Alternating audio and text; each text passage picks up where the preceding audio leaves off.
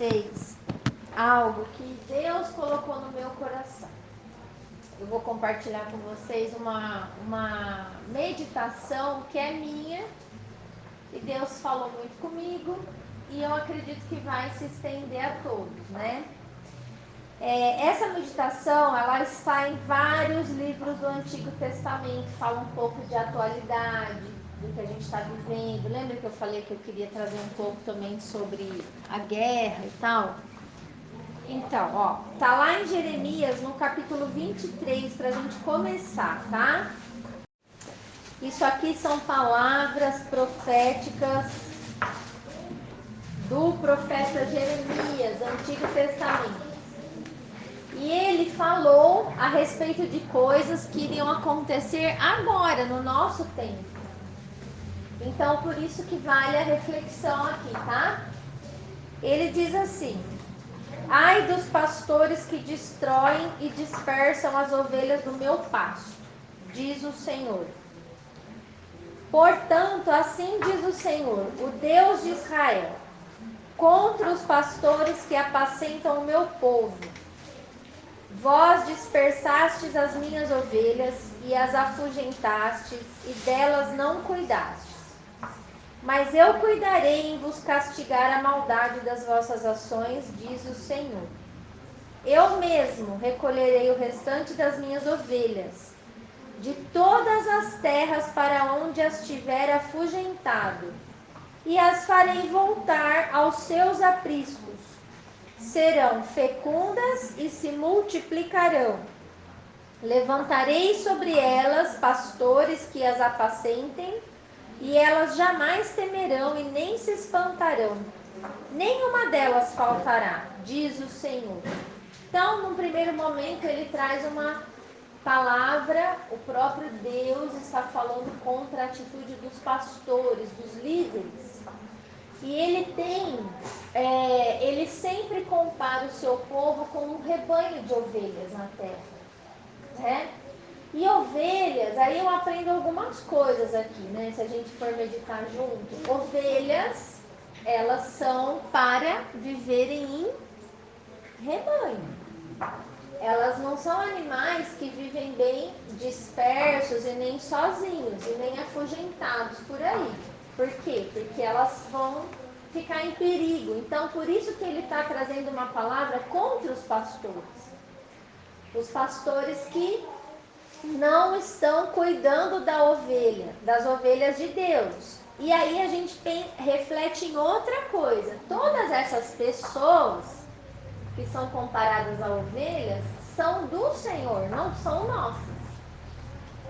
Não é o nosso rebanho, não é o meu rebanho, é do Senhor. Então existe uma responsabilidade ainda maior no trato com essas pessoas, né? Então, essa meditação que a gente vai fazendo hoje, né, ao longo dessa hora que a gente tem junto, é para a gente conhecer um pouco sobre também o caráter de Deus, o que ele pensa. Né? Eu li também que lá em Jeremias 48:10 está escrito: maldito é o homem que faz a obra do Senhor relaxadamente. Por causa disso aqui. Porque a gente precisa partir desse princípio. Deus pediu alguma coisa para nós? Para mim, ele nunca pediu nada. Pelo contrário, ele fala que me salva e ainda de graça. Não é assim? Mas eu, porque sou salva, transbordo da presença, recebo dons celestiais, recebo talentos e quero contribuir com Deus. Olha aqui o que acontece. Eu quero fazer obras. Mas eu não posso fazer relaxadamente nem de qualquer jeito, porque existe uma responsabilidade sobre mim. E eu tô falando de mim, mas eu quero que você coloque isso para você. Tudo que a gente vai fazer para Deus e por Ele existe um peso grande, né? Então, quando a gente vai lidar com pessoas, a gente tem que tomar o máximo de cuidado possível. E aí, eu quero até estender nossas famílias, para os nossos filhos, porque funciona assim também. A palavra diz que os filhos são do Senhor. Então nós temos uma responsabilidade de como nós lidamos com eles, porque nós temos um chefe. Antes de serem meus filhos, são filhos do Senhor, né? Eu gosto muito da pregação do Cláudio e eu estava vendo hoje várias coisas que ele falou e ele estava contando sobre o exemplo que é para nós a família de Jesus na terra, né? O matrimônio entre Maria e José. E ele é muito sarrista e ele falando, nossa, imagina José orando a Deus sobre Jesus. Olha aí, e aí Deus, o que nós vamos fazer com o nosso filho? Tipo, o nosso filho está fazendo isso, está fazendo aquilo. Então, tipo, é muito, né? Ele é muito. E aí, mas ele estava querendo dizer que família, né? Que responsabilidade desse José em criar o Filho de Deus.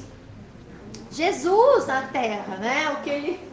Até na correção, como que pode, né? E às vezes a gente não pensa isso, a gente acha que está lidando com jumento, com mula, né? Não, a gente está lidando com pessoas que são do Senhor. E a gente vai prestar contas com Ele. Então a gente precisa medir os nossos passos e fazer várias reflexões. O porquê que nós fazemos isso? Qual é a minha motivação? Porque a intenção, ela pode ser ótima. O talento pode ser ótimo. Mas se a motivação estiver desalinhada com Deus, não faça. Não faça. Porque vai vir chumbo grosso lá na frente. Vocês entendem isso? É isso. E ele traz essa mensagem de que ele vai resolver essa questão que acontece na terra, essa irresponsabilidade dos homens para com o seu semelhante, para com o seu próximo, né? Ele fala assim que ele mesmo vai levantar pastores que sejam pastores de verdade. Então, a gente também tem outro aprendizado nesta palavra. Temos que tomar cuidado no generalizar. Todo pastor rouba. Entendeu? Não, eu não roubo. Eu estou pastoreando vocês. Então, a gente não pode generalizar, a gente tem que tomar cuidado. Tem gente boa e tem gente ruim, né? Tem gente que usa da religião para ser máscara? Tem, mas tem gente que faz a coisa direito. Procure quem faz a coisa direito. Mas não fique sem, não fique fora. E seja alguém que faça a coisa direito, né? Aí ele continua falando, eis que vem dias, diz o Senhor, em que levantarei a Davi um renovo justo. Esse renovo está com letra maiúscula na sua Bíblia, né? Então é um nome próprio, esse renovo é Jesus. Ele vai levantar da linhagem de Davi um renovo que é justo. E rei que é... Então quem que é esse renovo? Já falou quem é, né? E rei que é Jesus, né? Reinará e agirá sabiamente e executará o juízo e a justiça no céu? Na terra. Então, eis que vem dias que vai acontecer isso na terra. E esses dias estão chegando, estão próximos. Jesus vai reinar aqui. Nos seus dias, aí ele vai contar o que vai acontecer, por isso que é palavra profética. Nos seus dias, Judá será salvo. Quem é Judá? Judá é uma das tribos dos filhos de Israel, que a gente conhece como judeus, que foram preservados até hoje e que estão estão espalhados no mundo inteiro, tá, gente? Tem judeu no mundo inteiro, tem israelita no mundo inteiro, mas parte desses judeus voltaram para Israel do mapa, estão ali. Então, o que vai acontecer com essa guerra? Quem vai ganhar a guerra? Quem vai ganhar a guerra, Ronaldo? Já está escrito, né? Judá será salva. Então, agora vem uma aplicação prática para nós. Tudo que acontece no mundo, na política, é para dividir as pessoas, sabia? É para que a gente tome um dos lados, sabe? E esse tomar um dos lados é perigoso, porque a gente começa a criar barreiras ou inimizades com alguém que não vai resolver o problema, né? Porque a política não se resolve e gera divisão. E divisão na família, no corpo de Cristo. Então a gente precisa conhecer a palavra para a gente se livrar dessas armadilhas. Né? Não importa a nossa opinião, o que importa é o que está na Bíblia. E a palavra diz que Judá será salvo. E Israel habitará seguro. Será este o seu nome com que será chamado Senhor, justiça nossa. Por quê? Porque Deus vem salvar o seu povo. Jesus vem. A hora que a coisa feder mesmo para o lado de Israel, para o lado dos judeus, aí Jesus volta. Isso é o que está escrito em Zacarias capítulo 14. Que quando a cidade de Jerusalém for tomada, metade da cidade sairá cativa e a outra metade restará nela, mas metade vai ser pega, sim, está escrito, vai ser invadida a cidade, vai acontecer toda a atrocidade que a gente ouviu dizer, mas Jesus volta. Esse é o último sinal, ele vem. Por que ele vem? Porque Deus é um Deus de aliança. E ele tem uma aliança com Abraão. E ele não quebra aliança. Então é muito importante também que vocês acompanhem os estudos que eu estou fazendo de Gálatas no Instagram, porque está falando sobre as duas alianças, a transição das alianças. E é um assunto que a gente precisa saber. A gente precisa entender isso. Para a gente começar a ver que não existe religião, o que existe é Abraão, entendeu? Desde o início, né? É isso. Então, não é verdade? A nossa cabeça faz assim, ó, pá, né?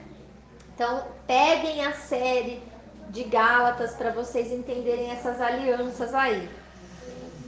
Portanto, eis que vem dias, diz o Senhor, em que nunca mais dirão: tão certo como vive o Senhor, que fez subir os filhos de Israel da terra do Egito. Não falarão mais isso. Não lembrarão mais da antiga aliança, aonde aquele povo foi liberto do Egito. Mas eles dirão assim: tão certo como vive o Senhor, que fez subir, que trouxe a descendência da casa de Israel, da terra do norte e de todas as terras para onde os tinha arrojado, e habitarão na sua terra. Então, quando Jesus voltar, a igreja, o Israel de Deus, que é o contexto da nova aliança, estará espalhado em todas as nações da terra e serão reunidos junto com ele para inaugurar um novo governo na terra, um governo de monarquia, porque Jesus será rei. É isso que vai acontecer, certo? Então vai ter dias que nós vamos falar isso, nós vamos, né? E aí ele vai falar sobre os falsos profetas.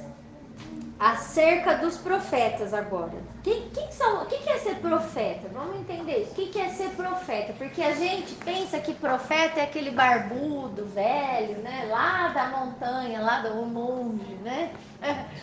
Isso. Fala do vai acontecer, que tem visões, né? Que vai falar o futuro. Vai profetizar o futuro. Isso. Mas não é nada disso. Profeta é a pessoa que fala as palavras de Deus. Isso é profeta. Profetizar é falar a palavra de Deus. Então, quando eu leio a Bíblia e está escrito, assim diz o Senhor, eu estou profetizando. Isso é profeta, entendeu? Então, isso é para todos nós. Tá? Então, é importante a gente entender o que a palavra, o que Deus fala sobre os profetas. Porque, de novo, Deus pediu alguma coisa pra gente? E a gente faz porque quer. Mas a gente não pode fazer as coisas para Deus achando que é do nosso jeito, Ele aceita, entendeu? A gente precisa entender qual é o jeito que Ele aceita. Para a gente não errar mais, né? Se estiver errando. Então, diz aqui, o meu coração está quebrantado dentro de mim. Todos os meus ossos estremecem. Sou como um homem embriagado e como um homem vencido pelo vinho, por causa do Senhor e por causa das suas santas palavras. Porque a terra está cheia de adúlteros e chora por causa da maldição divina. Os pastos do deserto se secam, pois a carreira dos adúlteros é má e a sua força não é reta. Então veja, olha quanta revelação aqui, maldição divina. Quem amaldiçoa? É o diabo que amaldiçoa? Não, é Deus que amaldiçoa. E ele fala aqui que ele está até bêbado. Ele se sente como um homem bêbado, vencido pelo vinho, sem força, né? Por que que ele está assim? Mole, embriagado, por causa das palavras de Deus, porque as palavras de Deus faz isso com a gente. A gente acha que é tudo amor, que é tudo, né, só palavras de bênção, mas não é. Né? Às vezes, então a intenção é assim, aquele que quer profetizar, que nem o meu caso, eu quero trazer um ensinamento bíblico para vocês, eu tenho que ter consciência que eu não posso querer trazer só a parte boa. Eu preciso mostrar para vocês Deus como Ele é. E é difícil isso. É difícil porque confronta. Porque a gente tem vínculo emocional. A gente não quer ferir o outro, mas a palavra fere. E aí diz assim, olha. Então tá tudo adulterado, tá faltando comida, os pastos, né? Por causa da maldição de Deus e por causa do pecado. Por quê? Pois estão contaminados tanto o profeta como o sacerdote. Até na minha casa eu achei a sua maldade, diz o Senhor. Até dentro das igrejas, né? Portanto, o caminho deles será como lugares escorregadios na escuridão. Serão empurrados e cairão nele. Porque trarei sobre eles calamidade, o ano mesmo em que os castigarei, diz o Senhor. Nos profetas de Samaria, bem vi eu loucura. Por quê? Esses aqui eram idólatras, tá? Profetizavam da parte de Baal, que era o outro deus da época, e faziam errar o meu povo de Israel. Então, ele fala que essas pessoas que profetizam por parte de outros deuses que não é o Senhor os vê como gente louca, perderam o juízo. Mas nos profetas de Jerusalém vejo coisa horrenda, porque o povo de Israel se dividiu em Samaria e Judá, né? E quem ficou em Jerusalém foram os judeus. E o que ele estava vendo? Coisa horrenda. Cometem adultérios, andam com falsidade, não fortalecem as mãos fortalecem as mãos dos malfeitores, para que não se convertam cada um da sua maldade. Todos eles se tornam para mim como Sodoma e os moradores de Jerusalém como Gomorra. Gente, Sodoma e Gomorra são cidades do Antigo Testamento que foram destruídas por Deus pelo fogo. E o fogo que caiu ali era chuva de pedra com fogo, que é o que vai acontecer no final. Então isso aqui, ele não está falando coisa que já aconteceu, ele está falando de coisas que vão acontecer. O Israel do mapa está contaminado. Entendeu? Portanto, diz o Senhor dos Exércitos acerca dos profetas: eis que os alimentarei com absinto e lhes darei a beber água venenosa. Porque dos profetas de Jerusalém se derramou a impiedade sobre toda a terra. Então, aqueles que deveriam trazer a verdade e a palavra correta a todas as outras nações não fizeram isso. Pelo contrário, hoje Jerusalém faz aliança com várias outras religiões. Eles aceitam tudo ali dentro, né? Assim diz o Senhor dos Exércitos: não deis ouvidos às palavras dos profetas que entre vocês profetizam e vos enchem de vãs esperanças. Falam as visões do seu coração e não o que vem da boca do Senhor. Então, profeta foi chamado para falar as palavras do Senhor, não para falar o que acha, nem os seus conceitos humanos, isso não importa, tá? Dizem continuamente aos que me desprezam: o Senhor disse, paz tereis, e a qualquer que não anda segundo a dureza do seu coração, eles dizem, não virá mal sobre vocês. O que ele está querendo dizer? Que esses profetas, eles querem, como que eu vou explicar? Eles querem passar por pano quente aonde está pegando fogo, entendeu?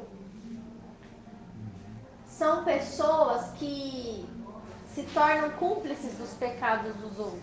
Porque, por exemplo, tá vendo que pessoas continuamente desprezam o Senhor, aí o profeta de Deus, que deveria trazer uma palavra de Deus, de confronto e arrependimento, vira e fala, não, você vai ter paz, vai tudo bem para você. Entendeu o que ele está querendo dizer? Isso não é profeta. Isso é enganador. Isso é encher a pessoa de vã esperança. O pior que pode acontecer com uma pessoa é ela achar que está no caminho de Deus e não está. Não é verdade? Não é a pior coisa isso? Uma pessoa achar que é de Deus, que tá agradando a Deus, mas na verdade não está? Como eu vivi, né? 37 anos. Como você viveu, como eu vivi. Eu buscava o Senhor do meu jeito. Mas até que alguém tivesse coragem de me confrontar e falar, você está errada, porque não é do seu jeito, Deus não aceita esse tipo de religiosidade sua ou de relacionamento seu com Ele, você ia continuar nele, achando que estava com Deus. E assim é. Então, é uma palavra de reflexão para nós, né? O Senhor está trazendo bastante palavra de reflexão esses dias, né? Tá? Aí ele fala que, olha, a qualquer pessoa que anda de acordo com a dureza do coração dela, né? Porque, gente, vamos combinar. É só Jesus para amolecer nosso coração. Enquanto Jesus não chegar na vida da gente, nosso coração é duro, a gente é teimoso, a gente não quer admitir, né? Mas a pessoa que ainda está nesse caminho, e o profeta de Deus que tem que falar a verdade para ela, vira para ela e fala, não virá mal sobre você, não vai acontecer nada com você. Ele está fazendo o que com essa pessoa? Ele está enganando. Aí ele diz assim, porque quem esteve no conselho do Senhor e viu e ouviu a sua palavra? Quem esteve atento à sua palavra e a ela atendeu? Eis a tempestade do Senhor, o furor saiu e um redemoinho tempestuou sobre a cabeça dos perversos. Então ele está dizendo, gente, vocês que sabem e não falam, a tempestade vai vir e vai pegar as pessoas desprevenidas. Jesus vai voltar, o renovo, né? A justiça nossa. Não se desviará a ira do Senhor até que ele execute e cumpra os desígnios do seu coração. nos últimos dias entendereis isto claramente. Então essa palavra é para nós hoje. Nós não estamos vivendo nos últimos dias? Então será que a gente vai esperar para entender essas coisas quando ele vier? É isso que Deus quer? Não, não quer, porque ele mandou eu trazer essa palavra hoje, antes de acontecer, não é? Eu não quero esperar esse dia para que eu entenda claramente, né? Aí ele fala, não mandei esses profetas, todavia eles foram correndo, não lhes falei a eles, contudo eles profetizaram, entendeu? Por isso que a gente tem que entender o que é uma pessoa que tem compromisso com a palavra de Deus, e você também tem que entender que esse caminho que você vai trilhar é dessa forma. Você está disposto a ser solitário? Eu coloquei uma ministração do Cláudio no grupo, não sei quem, se todo mundo acho que não conseguiu ver. Você viu? Mas os que viram entenderam, né? Que Deus, Balaão era um profeta de Deus. Ele falava direto com Deus. Ele consultou a Deus, Deus falou para ele, deu a direção. Ele não quis ouvir a direção. Ele quis fazer do jeito dele. E assim é com a gente. A gente quer fazer do nosso jeito. E quando ele foi com a jumenta, porque o anjo do Senhor tentou impedir ele de conseguir. Só que a jumenta viu o anjo e ele não viu, porque ele já tinha perdido a conexão com o pai quando ele desobedeceu. Quando a gente sai fora do que Deus quer, Deus não tem mais parte com a gente. Não é mais o Espírito Santo que está falando através da nossa vida. É a gente mesmo, é o nosso ego, é o nosso eu. Entendeu? É muito difícil isso. E a jumenta que viu a vontade de Deus e que empacou, ela apanhava, né? Porque ele não entendia por que ela empacava. Era como se ela estivesse falando contra a vontade dele. Ela apanhou 3 vezes até que ela falou, por que você está me batendo? E muitas vezes, aí eu tô relembrando essa história, porque ser profeta é às vezes ser aquela jumenta, sabia? Porque Deus vai usar a nossa vida, a sua vida, para falar, para direcionar a vida do outro.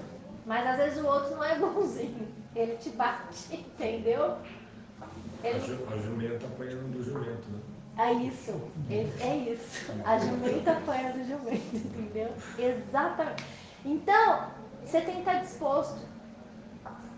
Ah, eu não quero apanhar, então não vai falar nada. Não se coloque nessa obra, entendeu? Não faça a obra, fica infrutífero, não faz nada. É sobre isso. Porque Deus não mandou profetas que falam o que o coração deles querem, né?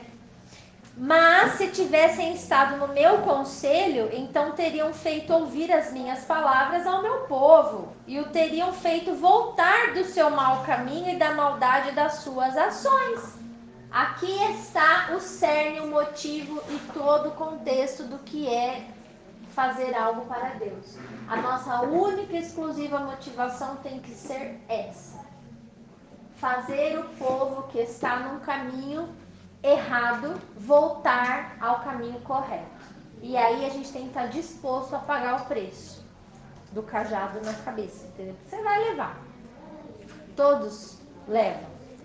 Mas tem gente que não bate, entendeu? Aí esses vale a pena.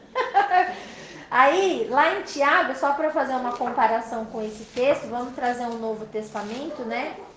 No capítulo 5, o último versículo de Tiago, versículo 19 e 20, olha que ele fala: meus irmãos, se algum entre vocês se desviar da verdade e alguém o converter, sabei que aquele que converte o pecador do seu caminho errado salvará da morte a alma dele e cobrirá multidão de pecados.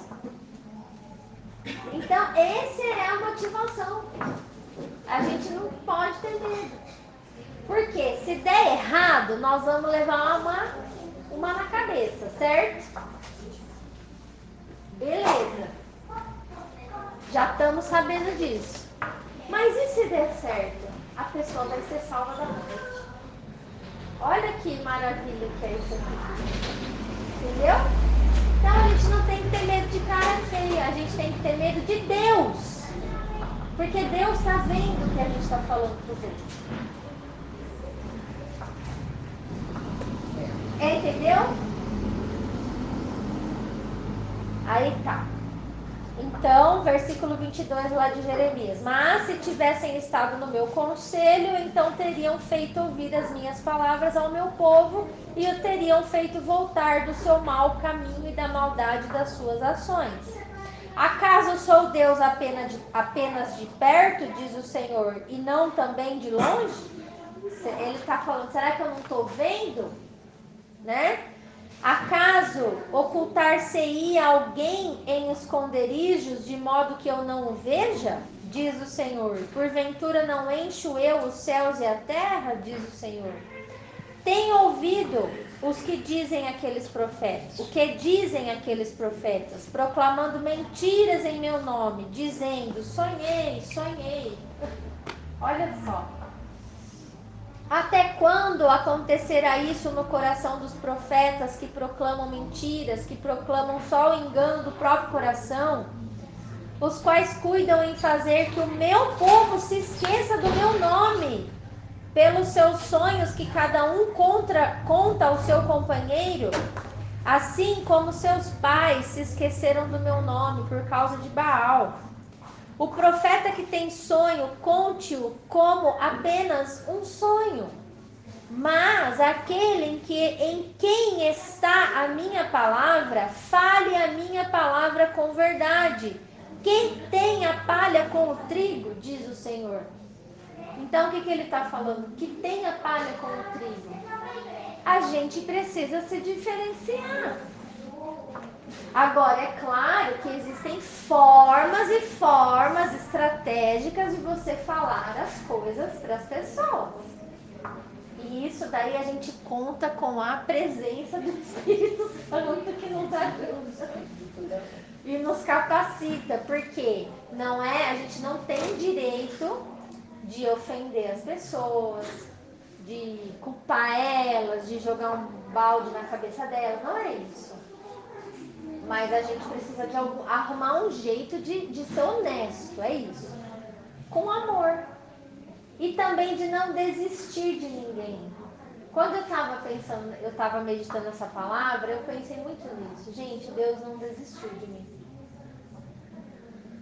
E eu era bem coraçãozinho duro, bem difícil, bem teimosinha. Deus não desistiu de mim. Ele levantou pessoas boas que me conduziram em épocas, em fases da minha vida. E Ele faz isso com a gente. Ele não vai desistir de você e você não pode desistir dos outros. Entendeu? Porque você tomou uma bordoada. Não é verdade? É isso. Não fica com medo da bordoada, não. Aquele em que está a minha palavra, fale a minha palavra com verdade, diz o Senhor.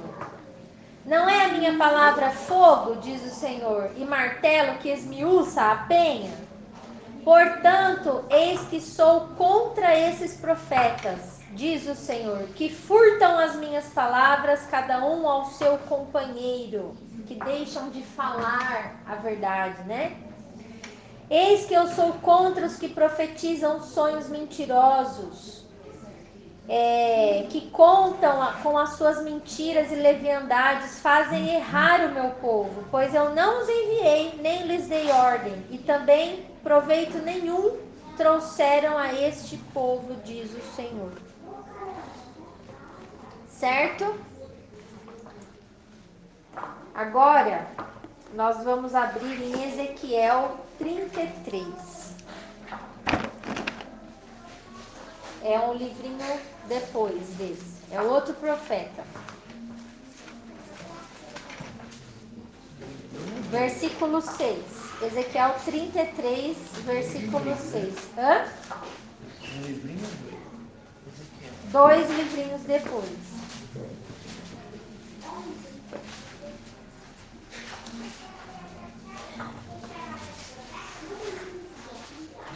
Olha só, gente.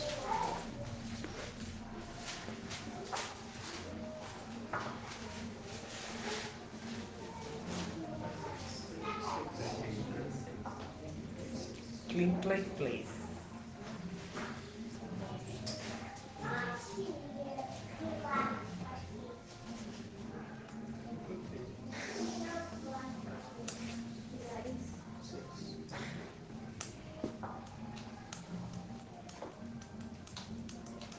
Olha, diz assim, ó.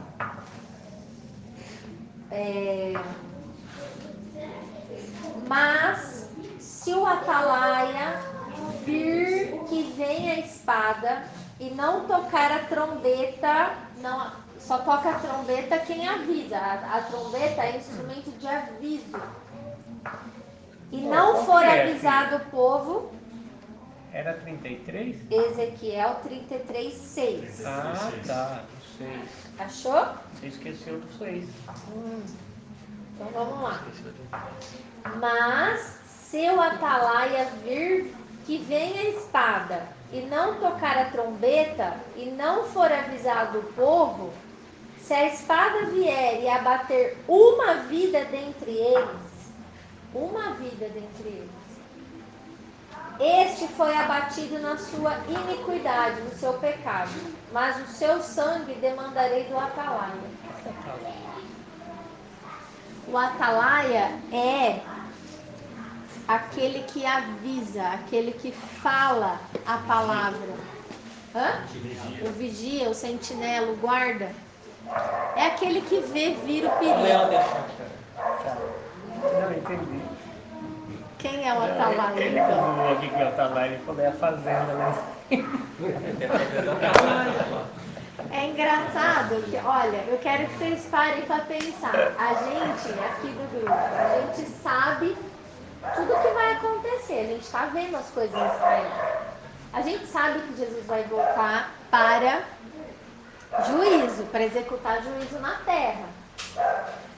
E a gente não emboca a trombeta e não avisa ninguém. Mas a palavra está falando, se você vê que vai vir o juízo, você sabe disso. Você se torna responsável do que você sabe. E você não avisa, o ímpio vai morrer no pecado dele. Mas sabe de quem ele vai vir recobrar o sangue daquele que morreu? Do atalaia. Fala, o atalaia sou eu. Fala, Ronaldo. O atalaia sou eu. O atalaia é você mesmo. Somos todos nós. Nós somos o atalaia. Olha aqui, ó. A ti, pois, ó filho do homem, te constituí por atalaia sobre a casa de Israel. Tu, pois, ouvirás as palavras da minha boca e lhe darás aviso da minha parte. Se eu disser ao perverso, ó perverso, certamente morrerás, e tu não falares para avisar o perverso do seu caminho, morrerá esse perverso na sua iniquidade, mas o seu sangue eu o demandarei de ti. Mas se falares ao perverso para o avisar do seu caminho, para que dele se converta, e ele não se converter do seu caminho, morrerá ele na sua iniquidade, mas tu livraste a tua alma. Então, de quem que a gente tem que ter medo? Da pessoa que vai dar a burdoada na nossa cabeça ou de Deus? De Deus. Entendeu? É uma palavra de reflexão para nós. A gente às vezes tem medo dos outros, a gente quer fazer política. Ai, vai ficar brava. Vai ficar bravo igual você ficou no começo. É só a gente lembrar como a gente era bravo. Não tem problema. A hora que abre, clareia tudo, tudo se renova, tudo se refaz, tudo, né? Tu, pois, filho do homem, dize à casa de Israel, assim falais vós. Visto que as vossas prevaricações e as nossas prevaricações e os nossos pecados estão sobre nós e que nós desfalecemos neles, como pois viveremos? Dize-lhes: tão certo como eu vivo, diz o Senhor Deus, não tenho prazer na morte do perverso, mas em que o perverso se converta do seu caminho e viva. Convertei-vos, convertei-vos dos vossos maus caminhos, porque, pois, a vez de morrer, ó casa de Israel. Então, quando a gente for orar, antes de falar as coisas, né, de tocar a trombeta sobre a volta de Jesus, a gente tem que pedir a Deus isso e falar: Senhor, eu li na sua palavra que o Senhor não tem prazer na morte do perverso, mas o seu prazer está na conversão dos homens. Então, ajuda-nos nessa hora, coloca suas palavras na nossa boca, nos dá essa capacitação, né? E com sabedoria, com estratégia, com discernimento, com atitudes espirituais, o que vai acontecer? Nós vamos conseguir. A gente não está aqui? É isso. O que a gente não pode é negociar com a palavra. Né? A gente já sabe tudo, a gente já sabe os riscos do pecado. E isso a gente não pode mais. Porque isso está totalmente fora da vontade de Deus, né?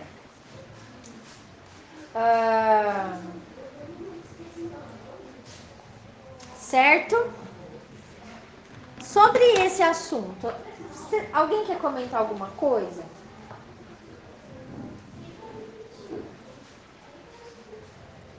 O que vocês... Ninguém tem nada a dizer? Para mim ficou claro que a gente tem que seguir a palavra, não adianta eu querer colocar, às vezes, a minha opinião em cima de uma coisa para fazer. Meio de campo. Aí isso fica bom. É isso. E não ter medo, sabe, de ficar mal na história. O nosso posicionamento é o que transforma as vidas. Porque as pessoas pensam, a coisa é séria. Entendeu? Se é, né? É isso. Não tem outro caminho. Não, ele não deixou outro caminho para nós, né? Então, agora, vamos voltar ainda no Antigo Testamento. Agora a gente vai passar algumas palavras aqui. Olha, livro de Sofonias. Eu quero trazer um pouco de atualidade também para nós, tá? Capítulo 1 e 2. Então, Sofonias é Antigo Testamento, tá? É um livretinho bem fininho aí.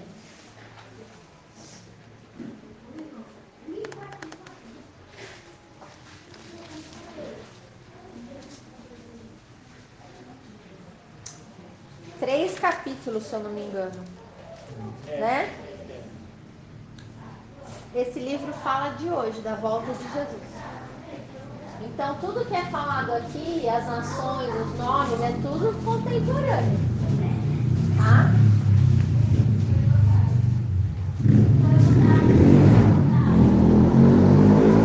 Vamos fazer a leitura, gente. Ó, Sofonias 1, de 1 em diante, tá? Diz assim: Palavra do Senhor que veio a Sofonias, filho de Cusi, filho de Gedalias, filho de Amarias, filho de Ezequias, nos dias de Josias, filho de Amon, rei de Judá.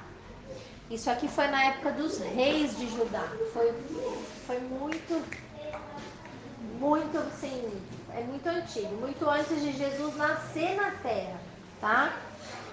Ele diz: de fato, consumirei todas as coisas sobre a face da terra, diz o Senhor. Consumirei os homens e os animais. Consumirei as aves do céu e os peixes do mar e as ofensas com os perversos. E exterminarei os homens de sobre a face da terra, diz o Senhor. Então, é palavra do Senhor isso aqui. Isso vai acontecer. Estenderei a mão contra Judá e contra todos os habitantes de Jerusalém. Exterminarei deste lugar o resto de Baal, o nome dos ministrantes dos ídolos e os seus sacerdotes. Os que, sobre os eirados, adoram o exército do céu e os que adoram ao Senhor e juram por ele e também por Milcom, que é um outro deus falso, né? Aqueles, sempre tem alguém que tem o pé em duas canoas, né? Os que deixam de seguir ao Senhor e os que não buscam o Senhor e nem perguntam por ele. Então, se alguém quiser saber o porquê que Deus permitiu essa guerra em Israel, a resposta está aqui. Acabamos de ler. Hã? Alguém falou? Não? Vocês entenderam isso? Ele está falando de que o Senhor vai estender a mão contra Judá e contra os habitantes de Jerusalém. Judá está concentrado ali hoje. E ele está falando por que ele vai permitir isso. Então, por que essa guerra está acontecendo? Ai, mas Deus não é o Deus de Israel? É, mas tem um motivo. O motivo é isso aqui, ó, é o pecado, é a aliança com a idolatria, com os sacerdotes idólatras, é o pessoal que está adorando o exército do céu, sol, luas, estrelas, astrologia, astronomia. É aqueles que querem servir ao Senhor, mas também querem servir a Milcom, que é um falso deus, entendeu? É aqueles que deixam de seguir o Senhor, abandonam a fé, e os que não buscam mesmo o Senhor e nem perguntam por ele, porque esse negócio de Jesus vai voltar, não existe. Ele fala dessa guerra desde quando começou, não só de agora, né? Sim, Porque não. Vem... Não, ele está falando de agora. Porque ele está falando num contexto de extermínio de todas as coisas sobre a terra. Ele está falando num contexto onde a primeira frase de Deus pela boca do profeta é: consumirei todas as coisas sobre a face da terra. Ele está falando de um juízo que vai vir, que é global. E no contexto desse juízo global, ele vai falar sobre Judá e Jerusalém. Primeiro, mas vai chegar a vez da Gaza também, aqui nessa profecia. Entendeu? Vocês entenderam por que é para hoje essa... Isso é importante a gente saber, gente. Porque às vezes a gente lê a Bíblia e a gente não sabe. Mas por que está falando que é no nosso tempo? É nesses detalhes, entendeu? Qual é o contexto que Deus falou que vai consumir, que vai exterminar os homens de sobre a face da terra? É no final do tempo. Porque nós estamos tudo aqui. A terra está povoada, não aconteceu isso nunca, jamais aconteceu isso. Então isso é um contexto para o final, certo? Ele fala assim, olha, cala-te diante do Senhor Deus. Por quê? Porque o dia com D maiúsculo é um dia específico do Senhor está perto, pois o Senhor preparou o sacrifício e santificou os seus convidados. Então é final. O dia do Senhor é uma mensagem, é uma expressão no Antigo Testamento que se refere à volta de Jesus. Então olha só, Jesus nem tinha nascido na terra e o Sofonias já estava falando do último dia, entendeu? Do contexto do último dia. Aí ele vai falar o que vai ser esse último dia, né? Então ele vai pôr: no dia do sacrifício do Senhor, hei de castigar os oficiais e os filhos do rei e todos os que trajam vestiduras estrangeiras. Castigarei também naquele dia todos aqueles que sobem o pedestal dos ídolos e enchem de violência e engano a casa dos seus senhores. Naquele dia, diz o Senhor, far-se-á ouvir um grito desde a porta do peixe, que é lá em Jerusalém, e um uivo desde a cidade baixa, e grande lamento desde os outeiros. Uivai vós, moradores de Mactés, porque todo o povo de Canaã está arruinado. Todos os que pesam prata são destruídos. Quem pesa prata? Comerciantes, empresários, né? Acabou. Naquele tempo, esquadrinharei a cidade de Jerusalém com lanternas, e castigarei os homens que estão apegados à borra do vinho, e dizem ao seu coração: o Senhor não faz bem nem faz mal, o Senhor não faz nada. A gente pode comer e beber à vontade, né? E ficar bêbado o quanto quiser. Por isso serão saqueados os seus bens, assoladas as suas casas, e edificarão casas, mas não habitarão nelas. Plantarão vinhas, porém não lhes beberão mais o vinho. Está perto o grande dia do Senhor, está perto e muito se apressa. Atenção, o dia do Senhor é amargo, e nele clama até o homem poderoso. Aquele dia é dia de indignação, é dia de angústia, e dia de alvoroço e desolação, dia de escuridade e negrume, dia de nuvens e densas trevas, dia de trombeta e de rebate contra as cidades fortes e contra as torres altas. Trarei angústia sobre os homens, e eles andarão como cegos, porque pecaram contra o Senhor. E o sangue deles se derramará como pó, e a sua carne será atirada como esterco. Cegos andarão como cegos. Um cego não entende nada, não sabe o que está acontecendo, entendeu? É assim que vai acontecer. Nem a sua prata nem o seu ouro os poderão livrar no dia da indignação do Senhor, mas pelo fogo do seu zelo a terra será consumida, porque certamente fará destruição total e repentina, vai ser de repente, de todos os moradores da terra. Então, quando que eu tenho que embocar a trombeta? Urgente, né? É urgente. Aí ele fala, agora vem mais atualidades, olha. Concentra-te e examina-te, ó nação que não tens pudor. Somos nós mesmos, o Brasil, né? A nossa nação não tem nenhum pudor. Então, vamos pegar para nós essa palavra. Antes que saia o decreto, pois o dia se vai como a palha, antes que venha sobre ti o furor da ira do Senhor, sim, antes que venha sobre ti o dia da ira do Senhor. Buscai o Senhor, vós todos os mansos da terra, que cumpris o seu juízo. Buscai a justiça, buscai a mansidão. Porventura lograreis esconder-vos no dia da ira do Senhor. Porque Gaza será desamparada e Asquelon ficará deserta. Se você olhar no mapa, Asquelon existe, é uma cidade, Asquelon e Asdod, é uma cidade litorânea dali. Ficará deserta, gente. Asdod ao meio-dia será expulsa e Ecrom será desarraigada, será arrancada com raiz e tudo. O que vai acontecer ali? O que nós estamos vendo é só o começo. Aí ele já falava de Gaza, né? Já. É profético, é para agora. Ai dos que habitam no litoral, do povo dos quereitas, que é aquele povo ali daquela faixa de Gaza, que sobe ali, sabe? Asdod, Asquelon, tá tudo ali no litoral. A palavra do Senhor será contra vocês, ó Canaã, terra dos filisteus, e eu vos farei destruir até que não haja um morador sequer. Aquele lugar vai acabar. O litoral será de pastagens, com refúgios para os pastores e currais para os rebanhos. O litoral pertencerá aos restantes da casa de Judá. Nele apacentarão os seus rebanhos e à tarde se deitarão nas casas de Asquelon, porque o Senhor seu Deus atentará para eles e lhes mudará a sorte.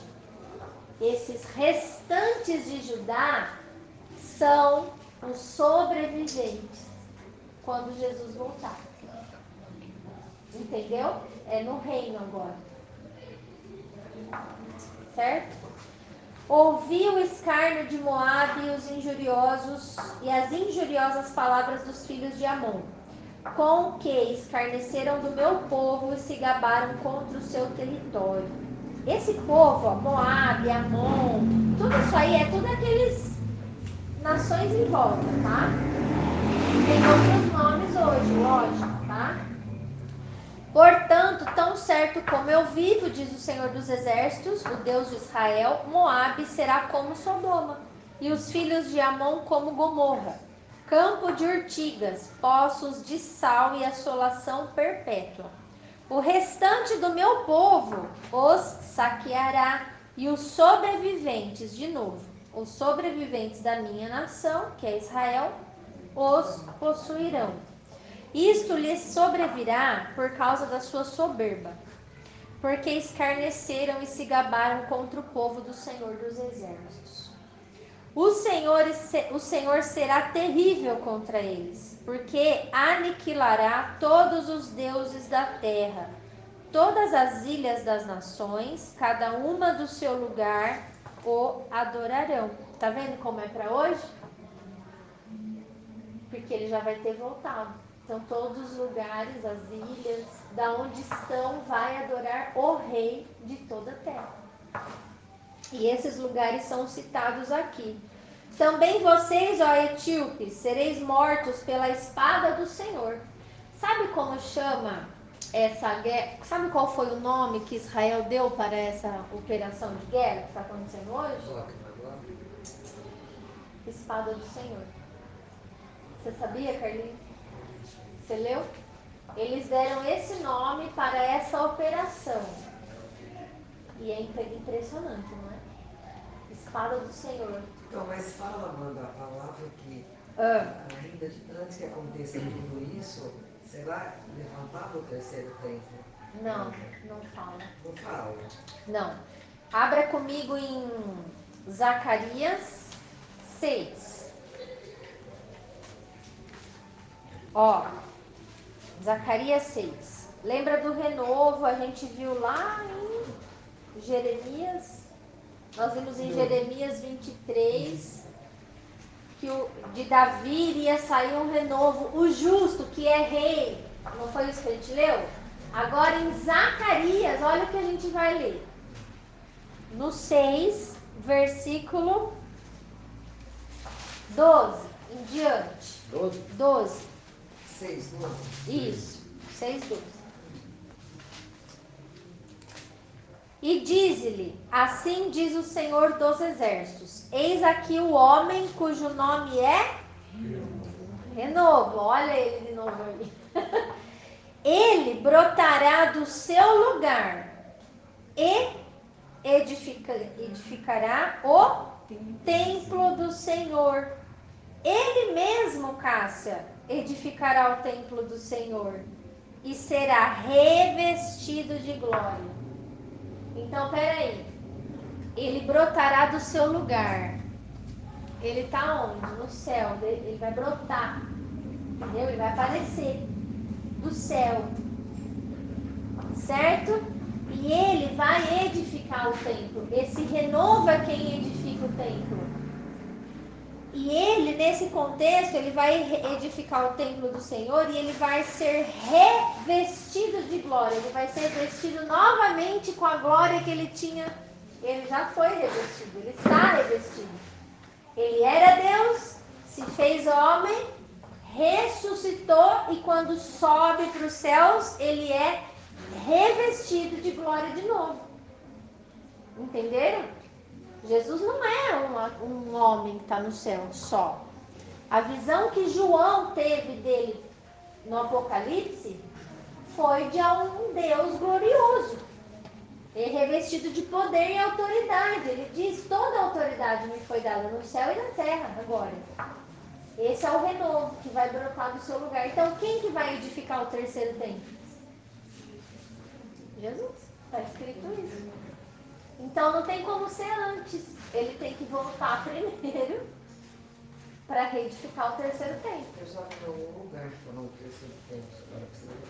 E aí, olha o que diz aqui para completar o entendimento, ó. Assentar-se-á no seu trono e dominará e será sacerdote no seu trono e reinará perfeita união entre ambos os ofícios. Então, ele vai ser o quê? Duas coisas. Rei e sacerdote. Por que ele vai ser sacerdote? Qual que é a função do sacerdote? Alguém sabe? A ligação do homem com Deus. É o que faz a mediação, né, entre o homem e Deus. É Jesus, não tem outro. Não tem ninguém intercedendo por nós só. Certo? Aí ele fala aqui, ó. Confirma isso, né? Sempre com a palavra é. Como tem gente que vai rezar na estátua de barro? Fala assim. Sempre Por causa dos falsos profetas. Que a gente Porque a gente devido ao que eles falam numa missa. ao que eles falam. Eles ensinam o quê? O engano, a mentira, e as pessoas acham que estão fazendo bem, o certo. Aí ele põe aqui, ó, versículo 14. Olha que interessante. Isso aqui já é contexto de ressurreição, né? Por quê que ele dá esses nomes? Porque essas pessoas que morreram, elas vão estar vivas nesse dia, né? Então ele fala aqui, ó, as coroas serão para Helen, para Tobias, para Gedaías e para Rem, filho de Sofonias, como memorial no templo do Senhor. Esses 3 homens aqui, eles vão, 4, sei lá, vão ressuscitar e vão receber coroas nesse dia. E são filhos de Sofonia. Então, outra coisa que cai por terra, doutrina espírita da reencarnação. Porque se esses reencarnam, eles vêm cada vida no nome, com um nome diferente. Mas Deus está chamando eles pelos nomes deles. Entendeu? Então, reencarnação não existe. O que existe é ressurreição. E tem gente que dá conta de ser católico, espírita, macumbeiro. Sabia? Tem gente que dá conta disso. Eu acho impressionante. Eu sou católico não praticante, mas gosto do espiritismo. E de vez em quando faço um trabalhinho para ficar rico. Bate um tambor. E bato um tamborzinho também, que dá faço simpatia. Isso, entendeu? Eu não sei. Aí a gente, como o papel da grande jumenta, vira e pergunta, viu, mas você já leu a Bíblia? Na sua cabeça. Bom, aí no versículo 15, aqueles que estão longe virão. Olha nós lá, Cássia, nós estamos aqui no Brasil, nós estamos longe de Israel, e nós vamos ter que ir lá e ajudarão no edificar o templo do Senhor. E sabereis que o Senhor dos exércitos me enviou a vós outros. Isso acontecerá se diligentemente ouvirdes a voz do Senhor vosso Deus. Então a gente vai saber que Zacarias era profeta verdadeiro mesmo quando a gente viver isso aqui. Entendeu? Então, quem que vai edificar o terceiro templo? Jesus, o renovo. Isso só pode acontecer depois da volta dele. E sabia que está tudo pronto já? Os utensílios do templo. Está tudo pronto. Mano, essa parte que fala aqui de Nínive, do 13, estenderá também a mão contra o norte, e destruirá a Síria, e fará de Nínive uma assolação. Peraí, aonde, Já não Cássia? foi? Não acabou Nínive. Aonde? 13. Mas de qual? 2:13. Zacarias? Não, Sofonias. Ah, você voltou lá para Sofonias. Tá, então, aí os nomes, na época do Sofonias era Nínive, né? Agora a gente tem que saber o que corresponde no mapa. Eu não sei te falar. Entendeu? Isso, aí são os nomes que mudam. Isso. A gente tem que entender isso. Por exemplo, o Irã é a antiga Pérsia. Tá? Aqui ainda em Zacarias fala sobre a... Eu até marquei, eu estudei esse livro inteiro, gente. Fala sobre Gaza aqui também, tá? Deixa eu só ver.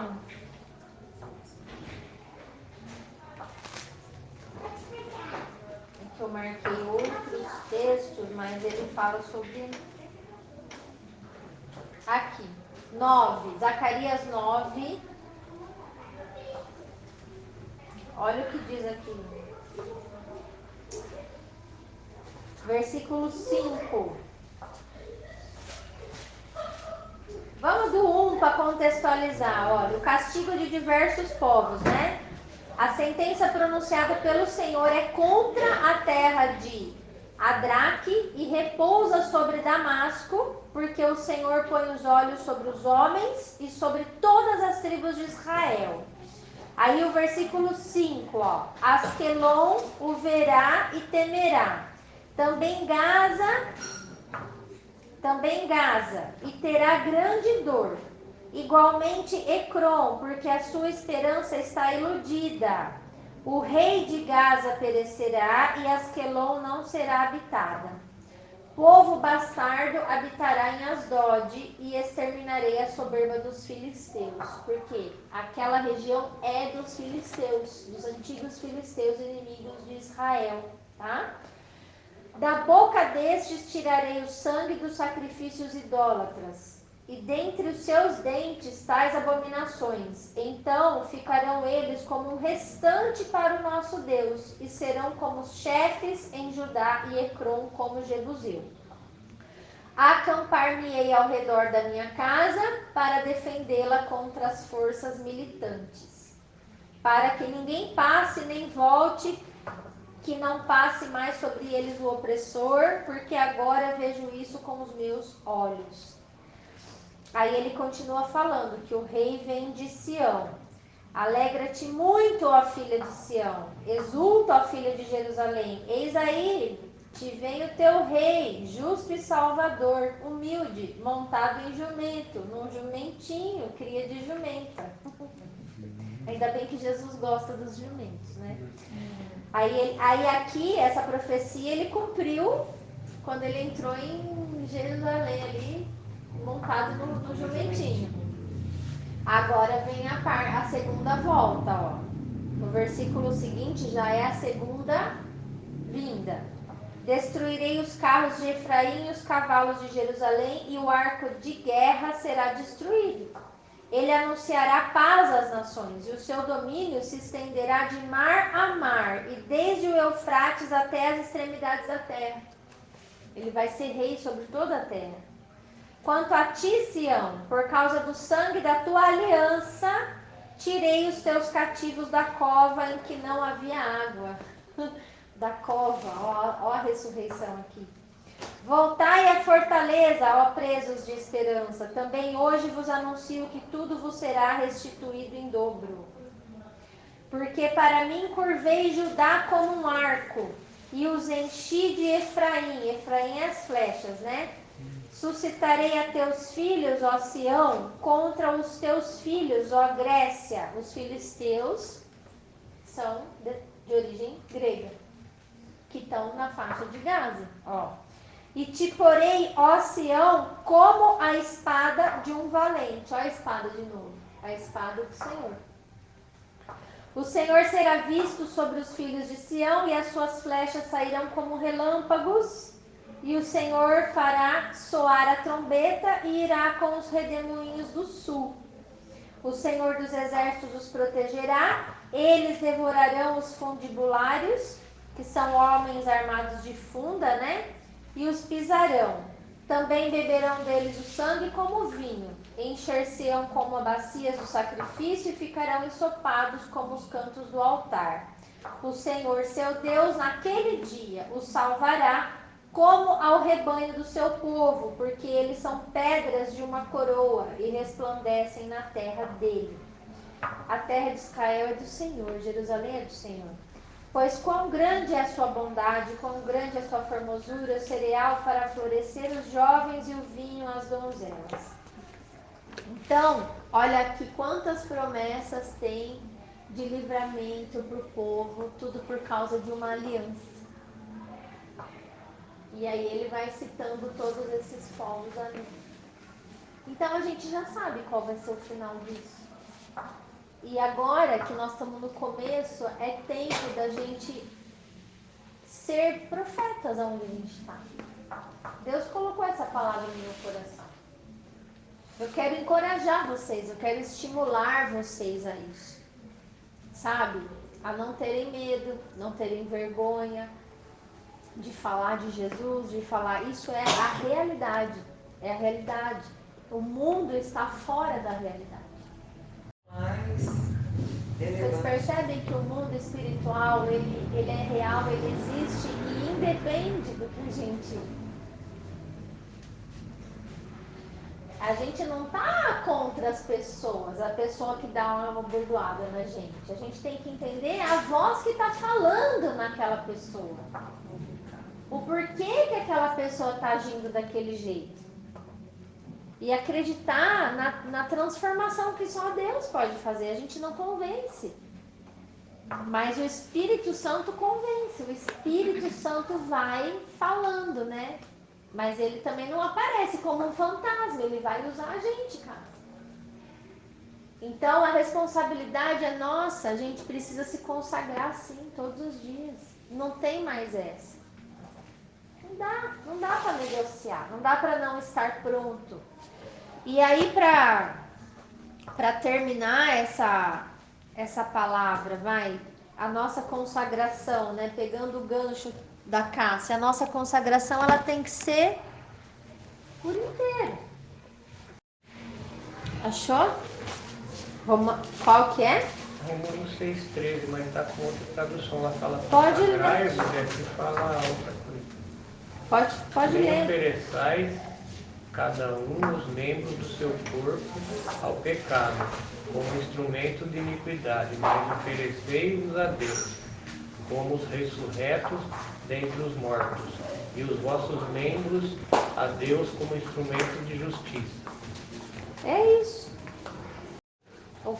É para a gente se oferecer a Deus como ressuscitados dentre os mortos, vivos. Nossos membros como membros de justiça. O que é a justiça? A justiça na Bíblia sempre vai ser traduzida como a vontade de Deus. Então, amanhã eu vou acordar. O que eu vou pensar? Qual a primeira coisa que eu vou pensar? Nele. Acordei, estou viva, não morri. Hoje eu vou viver. O que é mais que eu tenho que pensar? Como que eu vou cumprir a vontade de Deus hoje, na Terra? O que Ele espera da minha vida hoje, como pessoa. 12 também, né? Não reine, portanto, o pecado em vosso corpo mortal, de maneira que obedeçais às suas paixões. Sabe, eu tava pensando, às vezes a gente quer ser bonzinho, né? Aí, pensando, nossa, mas Deus é na sua graça, na sua misericórdia, Ele entende não sei o que. Tá, aí o Senhor me levou a um texto. Em Mateus. Jesus falando. Se eu não me engano, era Mateus 18. Se o teu olho te faz pecar, arranca-o. Porque é melhor você entrar cego de um olho no reino do que entrar com os dois olhos no inferno. Olha que palavra fácil de ouvir. Entendi. Se a tua mão te faz pecar, corta. Quem falou isso? Não foi nenhum profeta, foi ele mesmo. Foi Jesus que falou isso. Corta, porque é melhor você entrar no reino sem a mão do que você entrar com as duas mãos no fogo do inferno. Ele falou, acho que em Mateus 18. Então, isso é uma reflexão. A gente tem que acordar e a gente tem que decidir. Esse Romanos da Bíblia James atualizada aqui, ó. Tampouco entregais os membros do vosso corpo ao pecado, como instrumento de iniquidade. Antes consagrai-vos a Deus, com quem fostes levantados da morte para a vida, e ofereçais os vossos membros do corpo a Ele, como instrumentos de justiça. É isso. Então a gente tem que acordar e pensar nisso. O que eu vou fazer hoje, como eu vou agradar o meu Senhor, o meu Jesus, o meu Salvador. Porque a qualquer momento Ele vem. A palavra diz que é de repente. E a guerra já começou, só para te avisar. A guerra já começou e ela vai até o fim. Ela não vai acabar. É daqui para a volta de Jesus. Então é tempo. O que tem que motivar o seu coração é isso. Se você, como a Cássia bem colocou, estiver consagrado, estiver fazendo a vontade de Deus, a presença do Espírito Santo que habita em você vai transbordar na vida do outro. Porque quando você vê uma coisa que está fora do contexto bíblico que você conhece, você não vai aguentar. Se você se consagra, se você teme a Deus, você vai falar a verdade para a pessoa em amor, mas vai falar. Não vai mais conseguir politicar, você entendeu? E vai levando essa pessoa ao caminho de salvação, de conversão. Amém? Amém.